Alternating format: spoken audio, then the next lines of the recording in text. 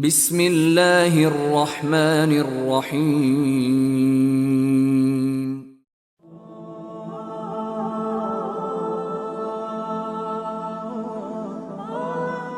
حضرت ابو ہریرہ رضی اللہ تعالیٰ عنہ بیان کرتے ہیں کہ رسول اللہ صلی اللہ علیہ وآلہ وسلم نے فرمایا، جو شخص بھی اپنے مال کی زکوٰۃ ادا نہیں کرتا اسے قیامت کے دن اس کے مال سمیت لایا جائے گا، پھر اس مال کی تختیاں بنا کر انہیں جہنم کی آگ میں تپایا جائے گا، پھر ان تختیوں سے اس کے پہلو، پیشانی اور کمر پر داغ لگائے جائیں گے، حتیٰ کہ اللہ تعالیٰ اپنے بندوں کے درمیان فیصلہ کر دیں گے۔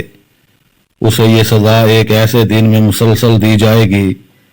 جس کی مقدار تمہاری گنتی کے مطابق 1000 سال کے برابر ہوگی،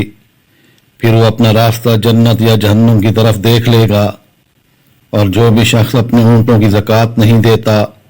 تو اسے اس کے اونٹوں سمیت لایا جائے گا جو خوب موٹے تازے ہوں گے،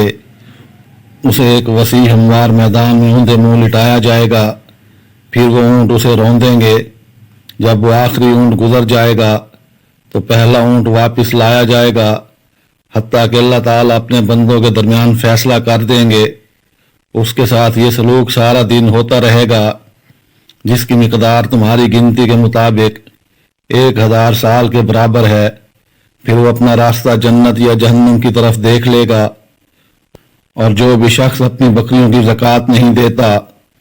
تو اسے اس کی بکریوں سمیت لایا جائے گا جو خوب بوٹی تازی ہوں گی،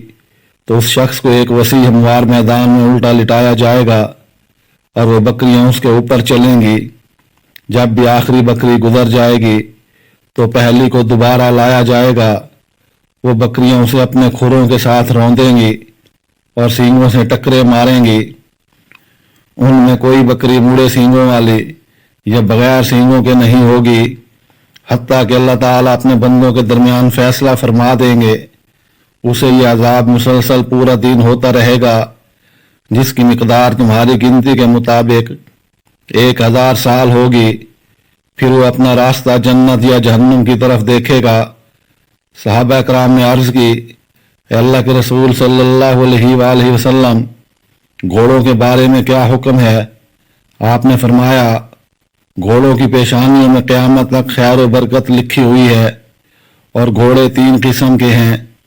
ایک قسم آدمی کے لیے اجر و ثواب کا باعث ہے، ایک آدمی کے لیے بچاؤ کا باعث ہے، اور ایک آدمی کے لیے عذاب کا باعث ہے۔ حضرت سہل بن حنظلہ رضی اللہ تعالیٰ عنہ بیان کرتے ہیں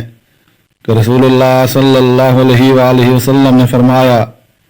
جس شخص نے بھیک مانگی حالانکہ وہ اس سے مستغنی تھا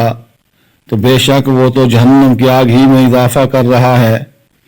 آپ صلی اللہ علیہ وآلہ وسلم سے عرض کی گئی، اے اللہ کے رسول صلی اللہ علیہ وآلہ وسلم، اس غنا کی کیا مقدار ہے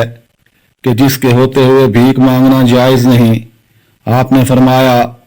اس کے پاس دن اور رات کا کھانا یا رات اور دن کا کھانا موجود ہو